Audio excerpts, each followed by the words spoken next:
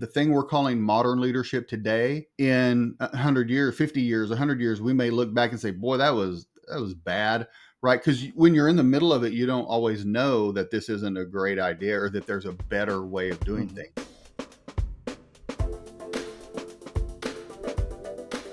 Good morning, HR. I'm Mike Coffey, president of Imperative, bulletproof background checks with fast and friendly service. And this is the podcast where I talk to business leaders about bringing people together to create value for shareholders, customers, and the community. I'm joined today to discuss modern leadership by David B. McLaughlin. David is a coach and consultant with over 20 years experience in HR and organizational development. He is the founder of Pendulum Coaching and the Modern Leadership Research Lab. He's also host of the Modern Leader podcast, and his book, Modern Leadership, Leaving Vintage Leadership Behind, was published last year. David McLaughlin, welcome to Good Morning HR. Mike, thank you so much for having me. This is exciting. I love your podcast, and so I really appreciate you having me on. Looking forward to it. Well, thanks for joining. So the book's really interesting. You start reflecting on leadership style of Julius Caesar. You're kind of describing him as a vintage leader. So let's start there. What's vintage leadership? And maybe use your example of Caesar as kind of an example of that. Yeah. So first of all, the Julius Caesar, he's on the cover, his head's chopped off, and then his head's on the back cover, which we just find amusing. But that whole idea came from my son, who's a graphic designer, and working on the book. We go to lunch or to dinner every Friday night, and we kept talking about it for like several months, trying to find the right idea. And one day he just said, what about Julius Caesar was his head taken off? Because Caesar was obviously very powerful, very influential, but that kind of leadership, I love history. And when you dig into Julius Caesar's life, he had some pros about him, right? He had some things that were good. He had a lot of success, those kinds of things, but he also had a lot of really bad things about his leadership. And so my son said, why don't we just take his head off? But the idea of vintage leadership, I wanted to talk about modern leadership, but I needed to contrast it with something. And so I finally came up with this term. And as far as I know, I invented it. I didn't hear it from anybody else. This one was like one original thought I had, but calling it vintage leadership. And I call it that because when we look at vintage things, we tend, like I think of like a 55 Chevy or an old Victrola record player or something like that. We look at those things like, oh, that's really cool, isn't it? But so we look at it with fondness, this vintage thing. The downside is my father-in-law used to rehab old vintage cars, and he did a lot of 55 and 57 Chevys. And so he'd buy them rusted out, fix them up, and sell them. And one day, a guy, gave him a ton of money for the fully restored 55 Chevy. He's driving down the street, and my father-in-law said to me, "Don't forget, it still drives like a 55 Chevy." And that, stayed in my brain, because now our vehicles have all of these, power steering, cruise control, airbags, all these things that, although we look at the 55 Chevy and think, wow, that's really cool looking, it really is, it's not updated, right? And that's the concept with vintage leadership. And I also say that we get a lot of our leadership ideas from the military. And Mike, I don't know if you were in the military, but I'm always very appreciative of all of our, military people that do such great work. Right. But the military does an incredible amount of research on leadership because it's so integral to what they do. The problem is the military has a different mission than organizations does. The military, I always say when the military says jump, you say, how high? No, you don't. You just do it. Oh, you just do it. Okay. Yeah, Right. exactly. Yeah. But I set you up for that, right? Well, their mission is to kill people and break things. I mean, that's a big part of it, and you've got to be willing to do that. And that's not what we want to do with most companies. Right. And so that's what I say is we pick up that military leadership mindset because there's so much research on it and drop it in the corporate world, but it's not aligned well. So contrasting that vintage leadership mindset with modern leadership, where vintage leadership is very hierarchical, structural, do it as I say, that kind of concept. Modern leadership is very much more collaborative and inclusive. We want to get more people involved. And so that's kind of the contrast between modern leadership and vintage leadership. And Julius Caesar was definitely in the vintage category. And you give a little bit more recent, dare I say, modern examples of vintage leadership. And to be honest, you're talking to the guy who's sitting at his great grandfather's desk, that's made of real solid wood and will outlive me. And my whole background, everything I have here are antiques, but and I am too. So, but you talk about Henry Ford and some of the things in the world he lived in. I mean, he was an innovator, right? Right. He was the modern leader 140 years ago. And then fast forward almost a century to Jack Welch at GE, and it's a very, it's a different leadership style, different environment anyway. And he was very individual performance, focused. So, and that was transformational in the 80s, really. So how much of whatever we call modern leadership, it's probably a shift. How much of it do you think is going to continue to be a shifting set of parameters based on the environment we're in versus just a steady progression towards something that's, closer to nirvana? Yeah, I love the way you framed that because it tells me you get it. So like Ford and Deming in his time, they were revolutionary. They were absolutely modern, fine tuning the whole manufacturing process during the Industrial Revolution. Deming's looking at timing people and how long does it take to do this? Well, if it takes that long to do this, then we can add all that up and it equals this, and that's how long this thing should take. That absolutely was modern during their time. And as I reflect on this and think about it, the thing we're calling modern leadership today, in 100 years, 50 years, 100 years, we may look back and say, boy, that was bad, right? Because when you're in the middle of it, you don't always know that this isn't a great idea or that there's a better way of doing things. It takes time. We only know what we know and what our experience has led us to, right? Absolutely. So it takes time to evolve. One of the things I always say about vintage leadership is we don't want to throw the baby out with the bathwater. There were great things about vintage leadership. Your antique desk and all that stuff. That's wonderful. There's nothing wrong with it. What we want to get rid of are the things that aren't useful anymore. And just because I always say that the change in leadership is driven really by every generation that comes into the workforce. You can go back thousands of years and people complain about teenagers in ancient writings, right? And they do the same today. Everybody, complaining about, it felt like for 40 years, everybody was complaining about millennials. That's not accurate, but it felt like a really long time. And now, now they're in their 40s, right? And in their VPs and all that kind of stuff, right? So, but now, Gen Z is what everybody's complaining about.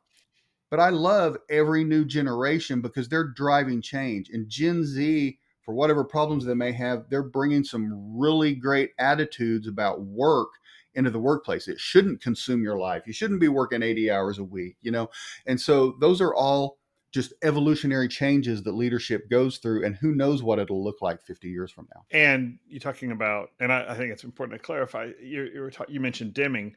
I think the lessons we learned from Deming, as far as measuring quality and constantly turning the knobs to tighten, parameters to get better quality. And I think those are still valuable tools. And we don't want to throw like you said, throw the baby out with the bathwater. But that doesn't mean that, I think definitely I was in aerospace and then healthcare and dealt with both of those for a long time. With that idea of continuous quality improvement and all that. And I think, and you kind of touch on it in the book, that it almost turns people into machines, and it almost has a view of people based solely on the specific output, which there's a place for productivity and for output, but turning people into expecting them to be automatons and not contribute beyond that is, I think, a big part of the direction of what you're seeing as modern leadership. Yeah. One of the things I say is whether it's vintage leadership or modern leadership, we always have to get results, right? So you need to be profitable just to stay in business, and you have metrics that you have to hit, and it's important that we hit those metrics. And the difference in vintage leadership and modern leadership is, in vintage leadership, the profit and the metrics are the focus. In modern leadership, the people are the focus. I came up in the HR world, and we talk about human resources, and most organizations say something to the effect of, our people are our greatest asset. Well, as a tax accountant in my past, I know what we do with assets. We put them on a balance sheet, we depreciate them. depreciate and amortize them over time until they're used up, and then we get rid of them and replace them with new assets. Now, I know most people, when they say that, that's not what they're thinking about, but a lot of workers, when they hear that, that's what they hear, and that's how they feel. Like, a lot of organizations, and we're not saying everybody is like this, but there are a lot of organizations that really don't care about the people. They just want to use them up, wring everything they can get out of them. And then, oh, well, if you can't meet the metrics anymore because you're exhausted, you're burnt out, life has gone crazy because of all that you've invested in this company, sorry, we don't need you anymore. You're gone, and we'll replace you with a fresh person who we will then use up. And so the metrics, the profit is important, but what's the focus? Is it on the profits and metrics, or is it on the people and developing and investing the people so that they can then make the organization profitable and hit the metrics? Yeah, it's Greg Crabtree, who's been on the podcast and is the author of the best book for small business finance, small to medium sized finance and understanding your numbers. It's called Simple Numbers, but he often says that your people are the one resource that will show up differently every single day, right? Your code, I always say I don't even like the idea of using the term managing people, because you can manage code, you can manage your inventory, you can manage a lot of things, but people, they're not going to be managed. You can manage them out the door, and maybe that's it, but they wake up different every day. Everybody's chemistry and their biology and their home life and what they listen to on the radio or radio. That's how old I am. Whatever they listen to on whatever podcast they listen to driving into work will affect who they are the day, the minute they walk in the door. And so it's, we're not tab A and slot A resources. And you talk about, Caesar, Jack Welch, Henry Ford, people like that. And it's what in political affairs, we talk about the great man theory, right? This one leader who's got to drive all, and we've heard about it a lot in world affairs recently. There seems to be a trend towards that, but this one leader who's going to make all the difference, and everybody is just going to line up behind him, take direction. You think about Alexander the Great, and he had his legions behind him, but it was him at the front leading people into battle. But you talk about a more, I think the term you use is inclusive and transformational leadership. Right. So what are you talking about there? What does that look like, and how does that contrast with what we've been talking about that vintage? Yeah, I love that question. So no doubt, take someone like Jack Welch. Was Jack Welch effective at what he was trying to do? Absolutely. You can't deny it, right? Especially in a public organization, your goal is those quarterly earnings and all that time. But Welch was also famous for, okay, just who's the bottom, whatever, 10%, they're gone. And that's the kind of focus on the metrics and the measurements rather than on the people. Now, there are times organizations have to contract, right? And layoffs have to happen and those kinds of things. But are you doing it simply to achieve metrics and numbers, or are you doing it because you don't have another choice? And I think that's very different. When I love the idea of the great man leader, that was Jack Welch, and that was that kind of mindset. But I think most people, when you get them in a room and talk about who do you see as a great leader, and I've done this for the last 20 years. So, who's a great leader to you? I've never had one person say Jack Welch. They always talk about their immediate supervisor who really cared about them, who invested in them, who believed in them. That's what impacts people, and that's what makes people better. So a lot of times If you're a frontline supervisor, or if you're a middle manager, you may think, well, I don't have any power here. The president or, the senior vice president has all the power. And we have way more influence than we think, because most people aren't going to say the president of their company is a great leader either. It's who is directly in contact with me. And that's why being inclusive, being, collaborating, all of those things really make people feel like they matter. And when you invest in and develop people so that they can hit the metrics, they feel much more valued and important. And we literally grow and develop people rather than just using them up. I think about my first mentor was a woman named Catherine Dimwalt Graham. And in our first meeting, this is ages ago, in our first meeting, I said, "What's your leadership style?" And she said, "Well, I'd like to say what's called more of a participative leadership style." She says, "Unless the building's on fire, then I just tell everybody to get the blank out of the building," right? And so that's what I'm talking about. It's like there are times that you can't be inclusive and participative. You just have to make a decision. And I always say they pay you more to do it, right? As leaders, we get paid more than our individual contributors. Mm-hmm.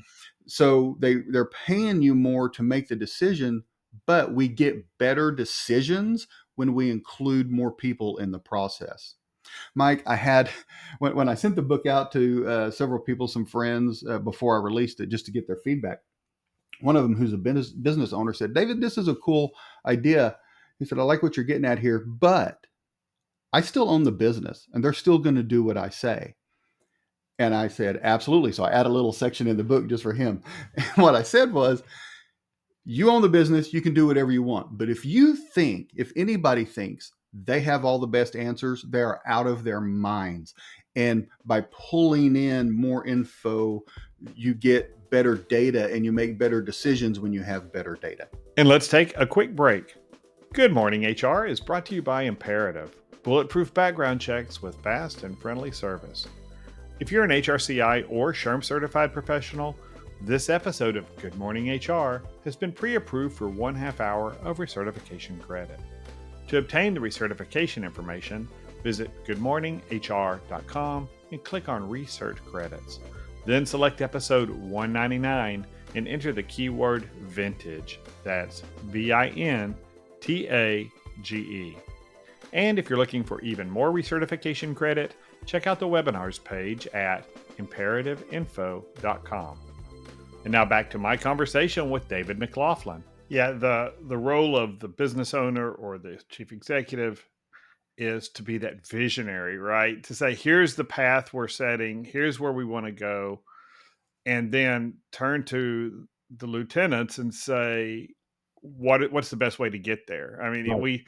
and I think, and without getting political, I think some of the challenges in the first 100+ days of the Trump administration have largely been, he had a very definite, the president has a definite vision, whether you agree with it or not, about what he thinks where the country needs to go.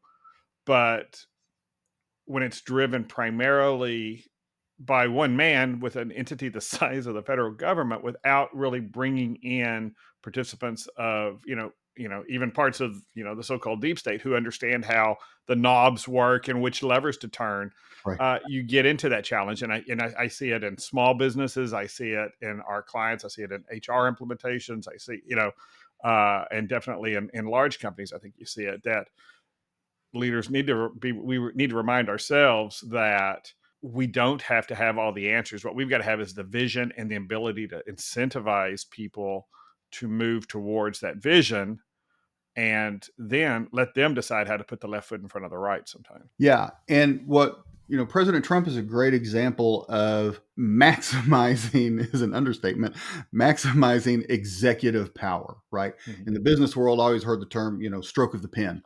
As an executive, with the stroke of a pen, you can make, all kinds of things happen. And President Trump is a great example of that, where for years he would complain about all of the executive orders that other presidents used. And then he's used more executive orders than anybody possible. And his complaint about the other people was they're not doing the real work. They're not getting in there. They're not listening to people. They're not making deals. And so that's why they're bad leaders, because they're overusing executive orders. And now he's doing that literal thing that he complained about before, using executive orders. And so in the So he's business, human like the rest of us, right? Yeah. exactly. And you get frustrated because everybody's not buying into your ideas, right? So you're like, well, what power tool do I have in this situation? Aha, executive orders. I'll just make everybody do it, whether they like it or not. And so the business correlation of that is a leader who just tells people, I said it, do it. When I say jump, here we can usually say how high, but we usually only ask that once, right? In a situation like, well, how high do you want me to jump? It's like, I want you to jump, whatever it takes to get this done. So go do it. And that's the kind of thing where we're just ordering people to do things. That's very vintage. People want to be collaborators. They want to include their ideas. And I think another thing I think is important here is the higher up you go in an organization, the more removed you get from the frontline work, from the customers, from the people who are dealing with the day to day. And I think it's always bad for senior level executives to make sweeping decisions without consulting the people who are doing the work on the front lines. It's almost always going to get you into trouble. One of the things that you said kind of in the book that kind of follows up on this is leaders drive culture, culture drives behavior, and behavior produces results. And I think that's, that kind of goes back to that idea that this leader, we set the vision, we treat people in a way that brings out the best in them, especially in, most leaders in a large organization never, have very few interactions with the front line. How they select and treat their C-suite, and how they hold those people accountable for treating each of those next levels of management below them, depending on the size of the organization. That's what drives culture, right? There's Adam Grant had, I can't think of who said it, but they said on his podcast, your culture is the worst behavior that you will tolerate, basically. And I think, leaders saying, hey, this is not who we are as an organization. This is who we are. And they model that, and they penalize the bad behavior. I think, that's what drives behavior. Culture drives the behavior. Then, like you said, in the book, the behavior drives produces results, and that's what we ultimately want. That's what our shareholders want. And even if you're a nonprofit, maybe you don't have shareholders, maybe you're not looking for a profit, but you've still got a mission to execute. Whatever our mission is, we need people to have the behavior we want. Right. And I love the idea of leadership drives culture, which drives behaviors, which gets results. Everybody gets results. They may just not be the results you want, right? And so that's why I think values are so important. I talk a lot about values. We have to look at our values, and definitely, everybody says they need to be more than that thing on the wall. Here are our values. Enron was great at, having a big thing on their wall about values, but that they weren't behaving with those values. And that's because it was allowed. Another thing I think of, organizations have a culture, but much more impactful is that teams have a culture. So there's an organizational culture, but there are always pockets in the organization where maybe you have a great leader over here who's really, working on those organizational values, driving them into their team, and they have a great culture on that team. But then there's another team over here where the leader, doesn't care as much about that, and the people suffering under that leader are like, oh, this guy's the worst. If you ask the people on that team, does this company have a good culture? They'll say absolutely not. But if you ask the other team where they have a great leader, they'll say, this is an amazing company to work for. A great culture. I love it. So organizations definitely have a culture as a whole. But I think what really hits with the employees is the culture that their direct leader is bringing into that environment. And you give great examples of, Aravind Eye Care's focus on how they've transformed relationships. When you're talking about a transformational relationship or a transformational leader who, makes that kind of difference. What does that mean? I mean, we hear words like transformational and they're up here at, at Yeah. 50,000 feet. When you're talking about transformational leadership or transformational relationships, what are you really talking about? Yeah, I love that question. So I contrast transformational in the modern leadership with transactional in the vintage leadership. So in a transaction, it's where I had a friend who used to always say, leave your, I can't remember how she said it now, but basically it's like, leave your home life at home and come to work and we do work, right? And I always told her that it doesn't really work that way because her mindset was very transactional. Like you come to work, if you're supposed to produce 50 widgets today, get your 50 widgets done or more, and you're successful. That's transactional. I get out of you what I can, and we hand you a paycheck, and at the end of the day, we go our separate ways. Transformational is, and by the way, in the vintage leader, the transactional, if you can't hit those 50, well, you're gone and we'll get somebody who can. In a transformational, it's like you accept that people have whole lives. And so somebody comes in and a lot of people say, bring your whole self to work. I had a friend who says, that's a terrible idea. Bring your best self to work because some of you are jerks. And so I always like that idea. But, you have someone come in, maybe they're not quite hitting their 50 widgets. And rather than being transactional with them and saying, okay, you can't do this, you're gone, we invest in them. And we evaluate what's the problem, what's the issue, how can I invest in and develop you so that you can meet your metrics. That's transformational because we're transforming that person from someone who wasn't successful to someone who is successful. All of my performance management discussions are very simple. This is where you are. This is the current state, and you're not hitting, this is if somebody's not performing and you're not hitting where you need to be. I believe in you. I believe you can be great. I want you to be great. Here's what the future state looks like. This is where you need to be. And let's walk through how to move from where you are currently to where you need to be. And that's but it takes time to invest in and develop people. And I've had to let people go because they just wouldn't do the process, right? But 9 times out of 10, you can, if you just spend that time, which again, they're paying us to do as leaders, then you can move them to that future state. And that's where they become, quote unquote, transformed, right? They've grown. And I would even argue that a leader who has a transactional approach, if they do the math, can still say, you know what?